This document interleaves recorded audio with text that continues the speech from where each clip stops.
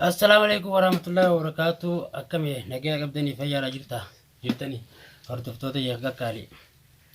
Isa baddanii yattanii na barbaadu warri jirtanis galatoomaadhaa warri na barbaadanii abaarsa jirtanis galanni keessan haabadu. Numaan jira gaa'ee itti carraaqittumaan jira kophaati yateeti waan hin godhuuftan dhiisuudhi wallaalee dhigaa akkana iccitii baasisu jiranii kimiyaa waan isiin amma dura godhaa turte jawaadeedhaa fi maawardii godhaa turte hundaa'u gaara geessaniitti waan awwaaltee turte hundaa baasisu jiranii tarkaanfii adda irra fudhachaa jiranii waan nama gaddisiisaati hojii isaaniitu ni beeta. Mee walumaan daawwanna viidiyoo.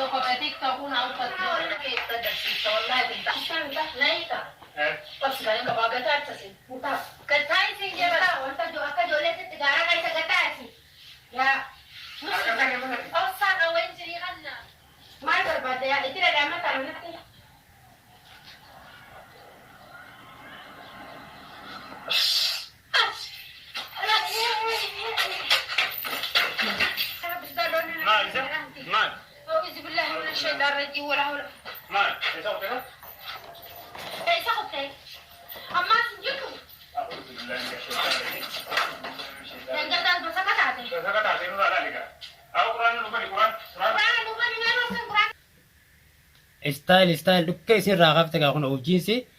amma gaa sanuu kitaaba isii hirkaan qabne akkana isin gogoru jirti haa qabdanii hirkaa qabdanii maalayyaa silaa kitaaba isii qabaatte baa dukkee isin raaqafti dhiiftan dhiisa isii miti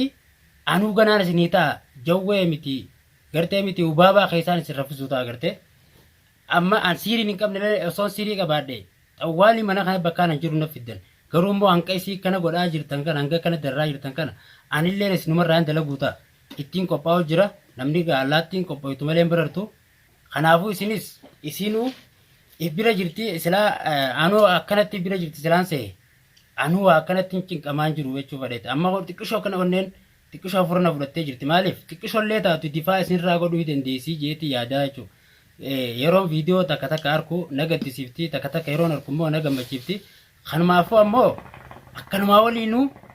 tarkaanfiin isin irra fudhachuu jirtan kun tarkaanfii addaati isinillee taa isin irra fudhachuu jirtu kuni tarkaanfii addaati ni guddeef namaa kudduu waan jiraati isin garuu namaa kudduu miti hinaaftuudha hinaaffaadhaatu kana isin godha dalagaa kanaan beeytanii kanaaf jechuudha garuu immoo dabarsitee isiniin kennitu gaa siirii tana irraa fudhachuuf kana hundaa warra dalaguu waan jirtaniif namni kun kimiyaadhaa beekadha gadi fageenyaan kimiyaa jaa paawara kana dabarsitee isiniin kennitu akka feetee yoo taanaan kara feetanii miti akka feetanii yoo farnisaa ooltanis iccitii baasuun rakkoon qabu godhii isin ganaa isin kana caalaa isin godhuu teessuutu irra guddaadha jechuu fedheeti kanaafuu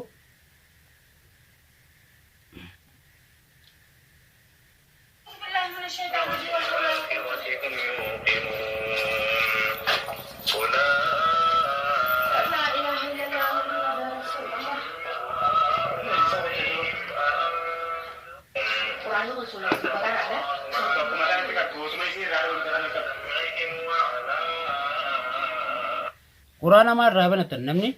yoo muslima dhugaa san taatan isinuu muslimaa miti namni muslima maqaa muslimaatu balleessaa jirtan yaa mujrimoota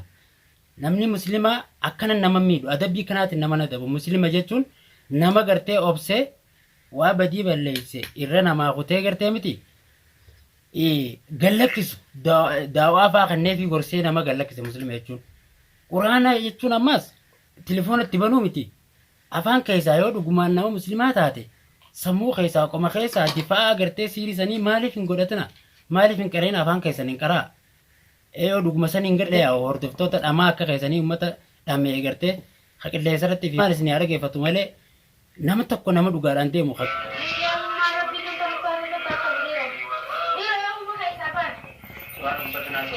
يخادعون الله والذين آمنوا وما يخدعون